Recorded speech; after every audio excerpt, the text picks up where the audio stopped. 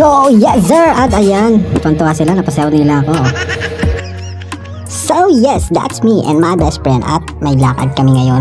Pupunta kami ng Velasquez sa Tondo para i-meet ang ating mga naging kaibigan sa TikTok. Dumaan muna siya sa bahay para intayin ako dahil napakatagal kong mag-ayos. Yes. So ayun na nga, commute na ulit tayo ngayon. Napakatagal din natin din ang commute, siguro taon ng binilang. San Jose tricycle, tapos pa Balintawak bus, tapos Monumento, nagkita-kita na kami dyan. Tapos papunta kami Tayuman to Velasquez, Tondo. At ayun, nagkita-kita na rin kami. Ito nga pala yung napakaganda naming ate. At ayan, ang tagal niya sa Monumento, inugat na. At ayun, nakalibre-libre rin siya doon sa kakaintay sa amin. Tapos ayan, sakay na kami, papunta na kami ng Kilaning, Kaliparing Aning. Maraming salamat, Paring Aning.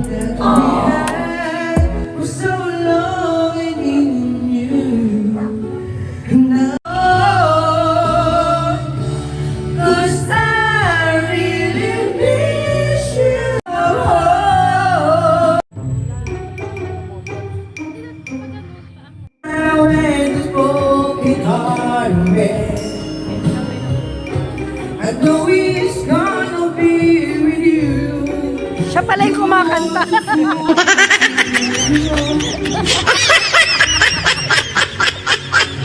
So, di ba? Kala niyo ako yung kumakanta. Pero talaga solid yan si Aling. Napakagaling talaga ng kumanta. Solid. Sorry, nakalala ko siya.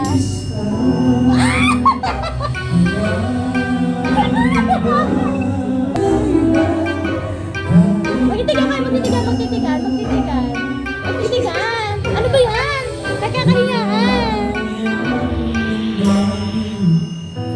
Nahiya na. Ano ba?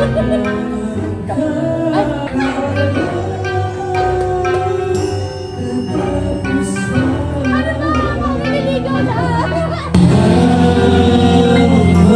Pinag-aaral na kasalanan yun.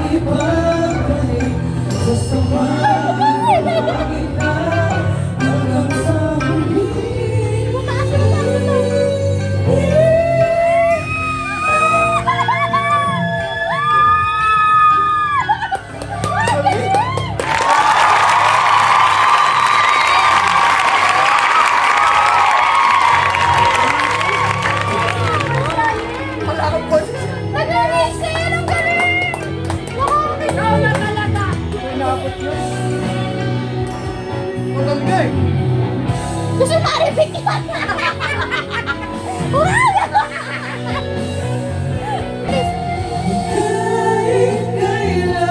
Ito kasi nakahalala sa'yo, ito ka nakatingin!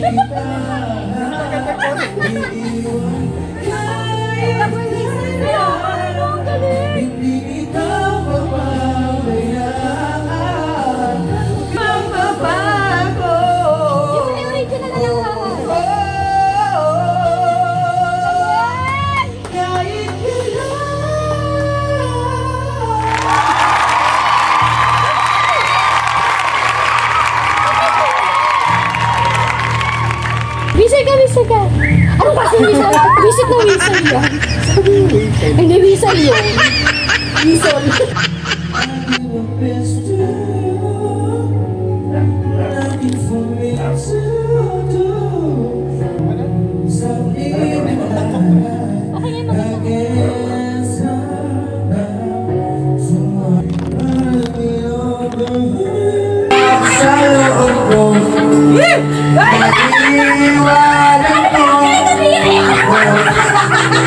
Kayo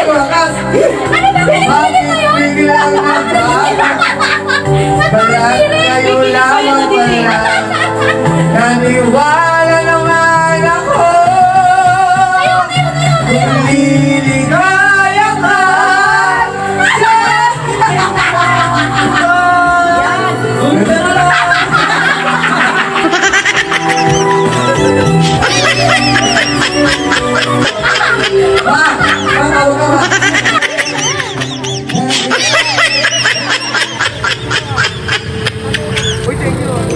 So ayun nga, gusto ko lang magpasalamat kay paring Aning. Shoutout sa'yo pre.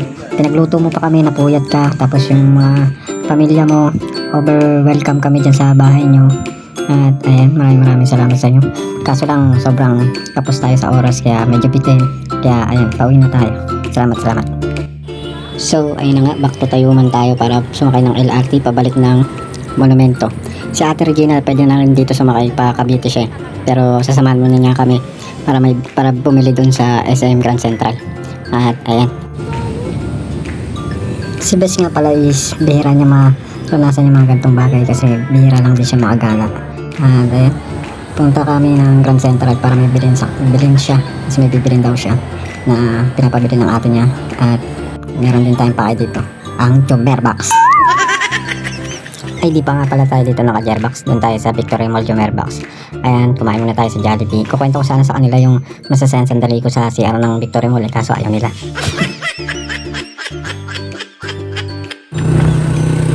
So ayun, naghiwalay na kami dun sa Victory Mall. Kami ni Bes papunta na ng Bulacan, si Ate Regina pa Cavite na. Simula nung nasa Balintawak na kami ni Bes, doon kami sumakay ng bus papuntang sa Pampalay. Biyaheng sa Pampalay, sa San Jose kami bumaba. Sumama na yung pakiramdam ko, kaya ayun, hindi na ako nakapag-video. Tapos ayun na nga, pagbaba namin ng San Jose ni Bes, nag-tricycle na lang kami special papunta dun sa kanila. Hinatid ko muna siya, hindi muna ako bumaba ng Gumaok. Hinatid ko siya sa Skyline, tapos balik ako ulit ng Gumaok para makauwi na, para makapagpahinga na rin kasi sobrang pagod na rin sa biyahe, tsaka sumama na talaga yung pakiramdam ko. So ayun na nga, kala ko pag-uwi ko makakapagpahinga ako dahil may tumating na blessing. At yan, ginawa ko muna bago ako magpahinga.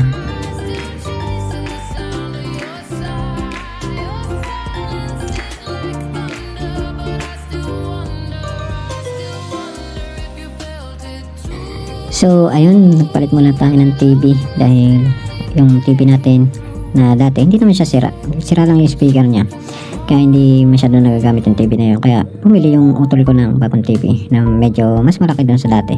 At ayun, maganda siya.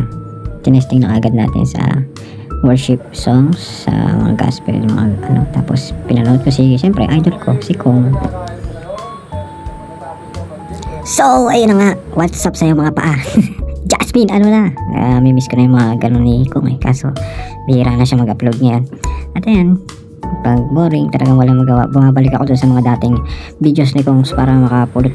Actually na, ano ko naman eh. Kaso nire-recall ko lang kasi masyado ako makakalimutin. At ayan. So, ayun guys, no? Nood lang tayo ng idol natin, si Kong TV. Mga old videos niya. Naghahanap lang ako ng pwede kong mapulot na nang gawin. Kasi sobrang boring, tangina. Wala talaga akong gano'n. Sunday ngayon, walang tao dito sa bahay. Ako lang lagi mag-isa. Sanay naman.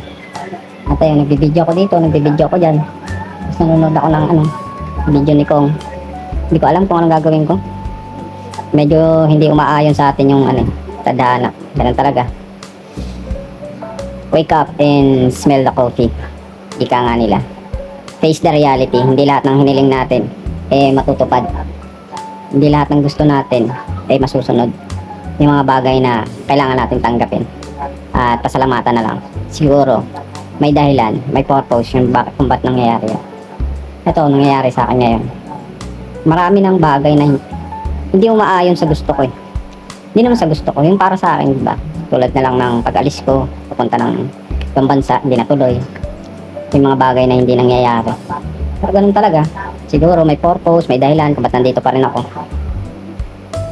Wala naman may alam kung ano yun, pero laban lang kung saan tayo dalhin.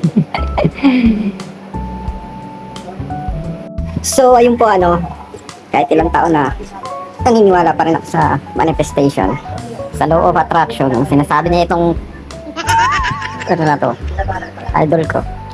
Siyempre, kahit ilang taon na ay, mangyayari din yan. Basta, tiwala lang. Ba? Nangyari yan. Basta humiga ka lang ng humiga. Na, dito na lang.